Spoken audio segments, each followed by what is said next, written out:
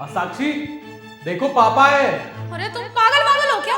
क्यों उठा के लिया इस बुड्ढे को यहाँ पे? मना किया ना अपने बाप को इस घर में लाने के लिए? अरे थोड़ा धीरे बोल लो, पापा बाहर ही खड़े हैं, सब कुछ सुन लेंगे वो। अरे अच्छी बात है बाहर खड़े हैं तो उन्हें सुनाने के लिए बोल रही हूँ मैं ये सब। और एक बात बताओ, ये तुम्हारे बाप का हर महीने का बन गया है? हर महीने मुंह उठा के यहाँ पे आ जाते हैं। अब ना मुझे एक बात बताओ, कितने दिन के लिए आया बुड्ढा यहाँ पे? अरे जब मैंने इतनी बार बोला है कि इस घर में मत आना और तुम्हें भी समझाया था कि उनको मत लेके आना यहाँ पे, फिर भी तुम लोगों को समझ नहीं आता। और उनका क्या है, उनको तो शर्म ही नहीं है, हर महीने मुंह उठा के बोरिया बिस्तर लेके आ जाते हैं हमारे घर में। अब ना एक काम करो, बाहर खड़े हैं ना, उनको बाहर से बाहर ही भगा दो। थोड़ी सी शर्म कर लो। अरे अभी रेलवे स्टेशन से उनको लेके आया हूं मैं, और इतने सालों बाद आया, तभी तुम्हें दिक्कत है? हाँ तो किसने कहा था उनको लाने के लिए? और तुम्हें तो कोई फर्क पड़ेगा नहीं, तुम तो मुंह उठा के चले जाओगे सुबह ऑफिस। तुम्हारे जाने के बाद उनकी सेवा मुझे करनी पड़ती है। उनको खाना दो, उनको दवाई दो, उनके कपड़े धो, पूरे दिन मैं उनके कामों में लगी रहती हूँ। मैं ये सब करूंगी कि अपनी किट्टी पार्टी में जाऊंगी? एक बात बताओ, अगर पापा 2 दिन के लिए रुकने आ गए हमारे पास, तो उसमें कोई प्रॉब्लम हो रही है? दिक्कत है तुम्हें कोई? पापा होंगे तुम्हारे, मेरे कुछ नहीं लगते वो। उन्हें भगा दो यहाँ से, समझ लो इस बात को। अच्छा, तो इसका मतलब ये है कि तुम पापा का ध्यान बिल्कुल नहीं रखोगे, है ना? तुम रहो माँ बाप के पल्लू में बंध के। मैं ना यहाँ पे तुमसे शादी करके आई थी, इस घर की नौकरानी बनने नहीं। जब से तुम्हारे पापा इस घर में आए हैं, जिंदगी नरक बन गई है मेरी। हर समय उनकी सेवा में लगे रहो। कम से कम चिल्लाओ तो मत। अरे बाहर ही खड़े हैं, सब कुछ सुन रहे हैं वो। थोड़ी तो शर्म करो। अच्छा, तो मिल लिया ना तुमसे? अब जिस ट्रेन से उन्हें लेके आए हो ना, उनको उस ट्रेन से वापस भेज दो। कोई जरूरत नहीं है उनको इस घर में लाने की। क्या बोल रही? तुझे मेरे बाप से दिक्कत है ना? अगर तुझे मेरे बाप से दिक्कत है तो मुझे तुझसे दिक्कत है। ऋतिक, ये क्या कर रहे हो तुम? क्या कर रहा हूँ? सही कर रहा हूँ। ये सब मुझे बहुत पहले करना चाहिए। और तू चल मेरे साथ। शर्म नहीं आ रही ना? यहीं पे खड़ी रहे। पापा, आप ऋतिक बता नहीं सकते थे मेरे पापा आए हैं। क्यों? अपने बाप को देख के शर्म आ रही है तुझे कि मैं ऋतिक का पापा नहीं, मैं तेरा पापा हूँ। अगर मेरी जगह ऋतिक के पापा होते तो उनके साथ भी तू ऐसा ही बिहेव करती? अरे यही संस्कार दिए मैंने तुझे। वहीं खड़ी रह चुपचाप। बता मुझे, चल के रहा ये?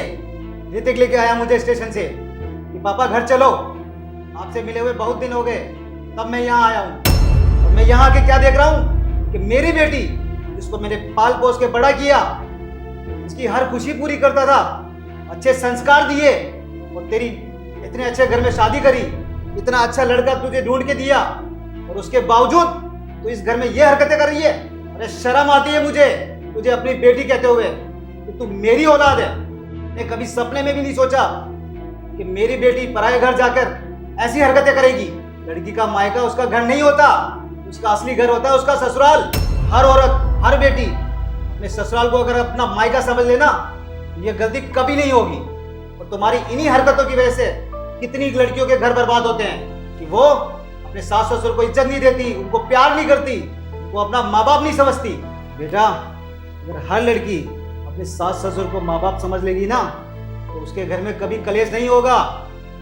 अरे छोड़ो ना पापा जी, मैं आपको बताता हूँ कि आपकी बेटी ने क्या किया।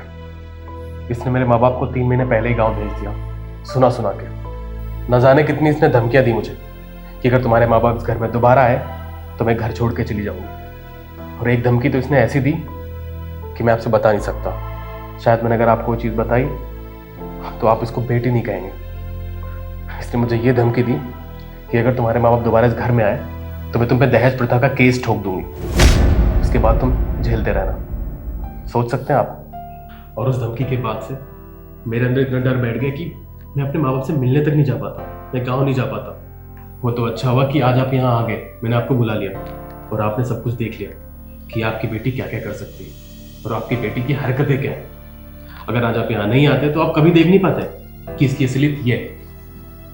और कहीं ना कहीं मैंने पापा जी डिसाइड कर लिया है, मैंने फाइनल डिसीजन ले लिया है कि जो हरकत इसने मेरे माँ बाप के साथ की, मेरे साथ की, इसके बाद मैं इसको अपने घर में नहीं रख सकता। तो मैं आपसे रिक्वेस्ट करता हूँ कि आप अपनी बेटी को लीजिए और मेरे घर से चले जाइए।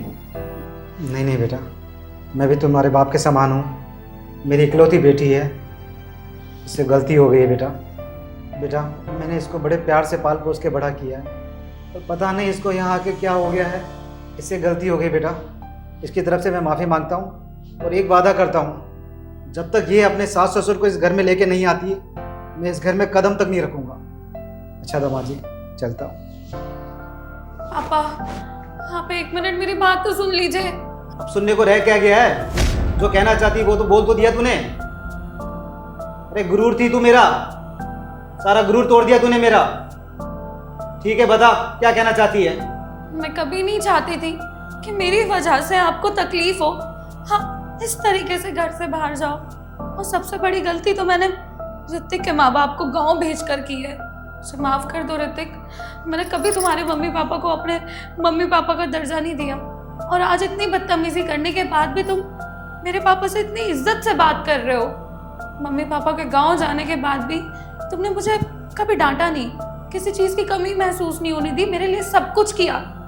और फिर भी मैंने तुम्हारे मम्मी पापा को कभी अपनाने की कोशिश भी नहीं की। और तो और, ना जाने आज तक मैंने तुम्हें क्या क्या नहीं बोला, कितनी धमकियां दी होंगी। ऋतिक, हो सके तो मुझे माफ कर देना, प्लीज प्लीज मुझे माफ कर दो। बस बस, मैं ये सब जो कर रहा हूँ तुम्हारी वजह से नहीं कर रहा हूँ, तुम्हारे पापा की वजह से कर रहा हूँ, क्योंकि मैं इनकी बहुत रिस्पेक्ट करता हूँ। और आज इन्हीं की वजह से तुम्हें लास्ट मौका दे रहा हूँ। अगली बार से अगर तुमने कोई ऐसी हरकत की या तुमने मेरे माँ बाप के साथ कुछ भी किया तो मैं इनके बिना तुम्हें इस घर से घसीट के बाहर निकाल दूंगा, समझे तुम? अच्छा दामाद जी, चलता हूँ। पापा, पापा आप ऐसे मत जाइए इस घर से, आप रुक जाइए ना। मैं आज ही जाके मम्मी पापा को वापस ले आऊंगी, आप प्लीज मत जाइए। नहीं बेटा, अब इस घर में तभी आऊँगा जब तू अपने सास ससुर को इस घर में लेके आएगी, उनके साथ बैठूंगा, चाय पीऊंगा, तब मेरे मन को तसल्ली होगी कि अब मेरी बेटी एक अच्छी बहू बन गई है। तब तक इस घर में मैं नहीं रुकूंगा। अच्छा दामाद जी, मैं चलता हूँ।